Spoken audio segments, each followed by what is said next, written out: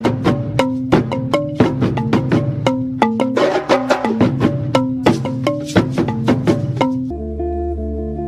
we look to you tonight. Twasuye umuyobozi wa The Blessing Family, twemerere utwibwire witwa nde? Nitwa Semanyuka, abandi ngiye umuyobozi wa The Blessing Family. Mutubwire mu ncamake The Blessing Family ikora iki? Ni danse zitandukanye, yaba ari danse traditionnelle yacu, yaba ari na danse moderne zo mu bindi bihugu, byose hamwe dushobora kubikora kandi tubihimbaza Imana yacu. Tugiye nko mu njyana ya kinyarwanda, injyana gakondo, akenshi tumenyereye kubona babikora babyina, bavuza ingoma, baririmba, ni mu bigenza gute? Natwe nuko bigenda, tubyina tuvuza ingoma ndetse tunaririmba live, habaho n'ingoma za muco wa kinyarwanda. Nk'uko ubizi bigenda nyine danse zigenda n'abandi ko babyina traditionnel, natwe niko tubyina, ariko itandukaniro riba ririmo hariya ni message iba iri muri izo ndirimbo. Iyo itandukaniro yonyine irimo tuba tuvuga amagambo aramya Imana, asingiza Imana, gusa nicyo gitandukaniza n'andi maturo yo handi, ariko ubundi kubyina ni bimwe. Yes, The Blessing Family, watubwira bimwe mu birori mwitabira? Ese hari ibyo mwemerewe kwitabira, hari ibyo mutemerewe? Nk'uko tumenyereye kubona abaramya n'abahimbaza akubwira ati ibi nemerewe kubibyinamo, ibi nemerewe kubibyinamo. Tubwire kuri The Blessing Family byifashe bite? Twebwe akenshi navugaho gatoya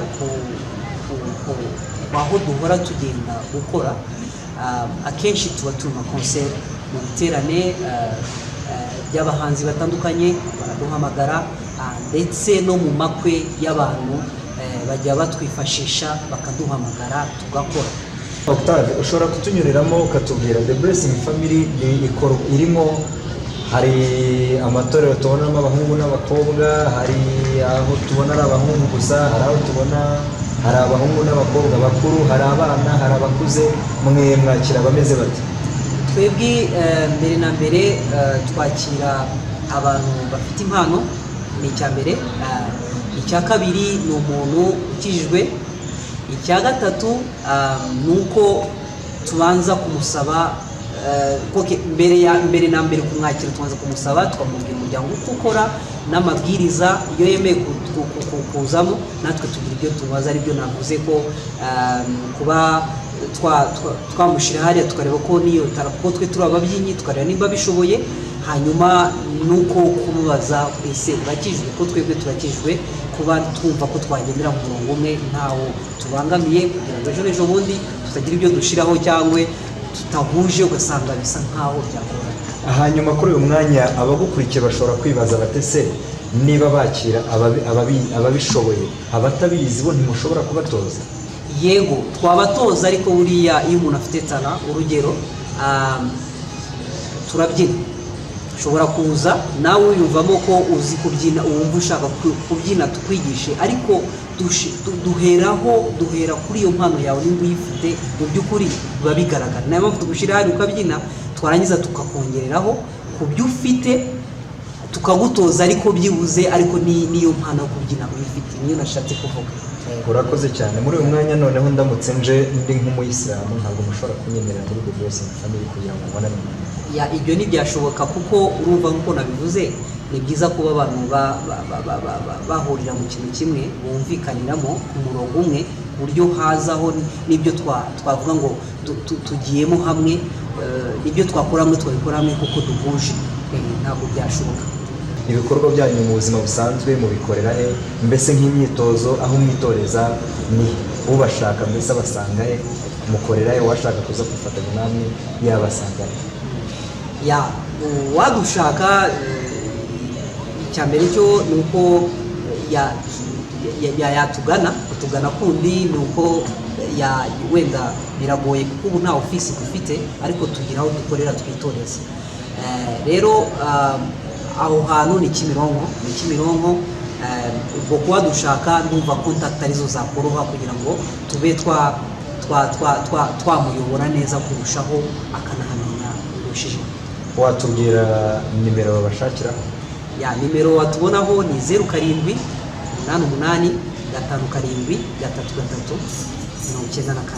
zisubiramo 0788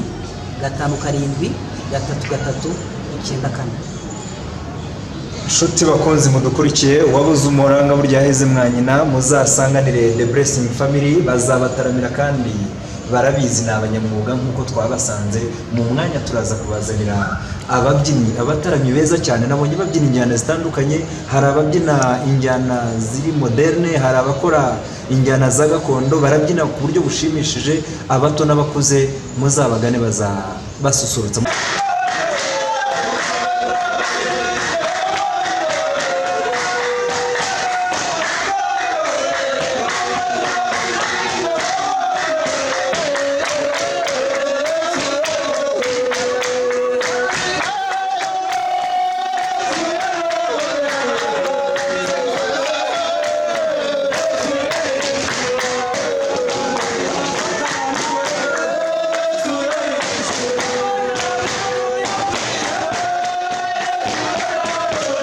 Blessing Family. Wowe waba usibye kuyobora ukoramo iki? Urabyina, uraririmba, uvuza ingoma, ukora iki? Yes, we The Blessing Family in the Mutima. Uwabona umuntu nka Gael yabona ko The Blessing Family mumariye iki?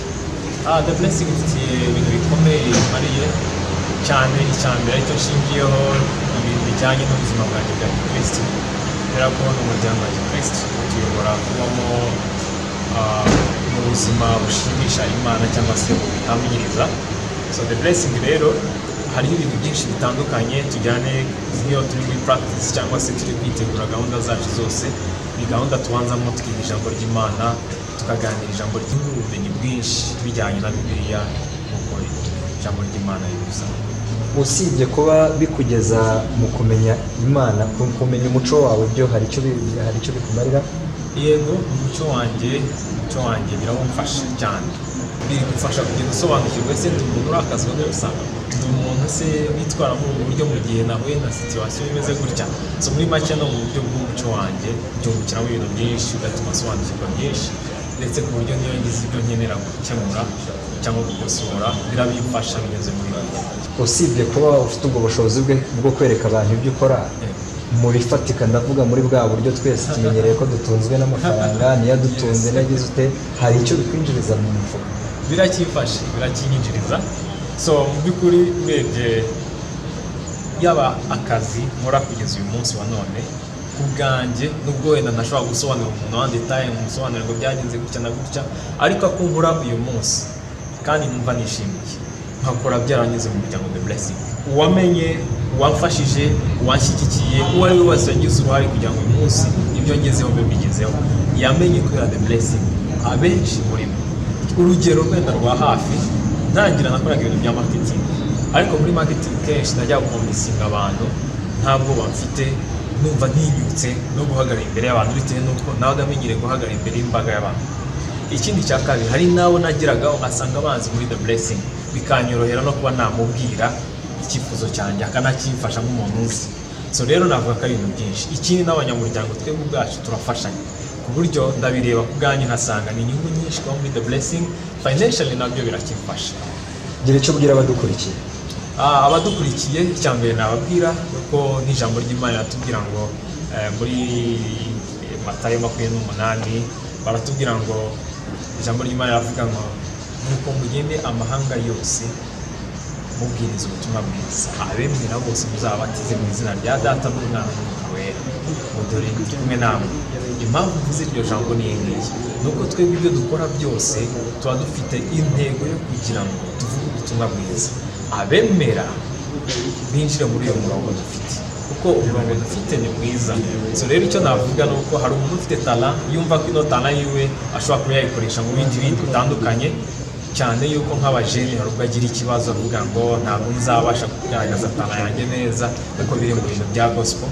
Ariko muri gospel cyangwa se mu butumwa bwiza Imana yaduhaye gutanga, za talent zacu ziragaragara. Rero ntibagire ubwoba, baze batinyuke, baze ibyiza bazabibona bageze mu muryango.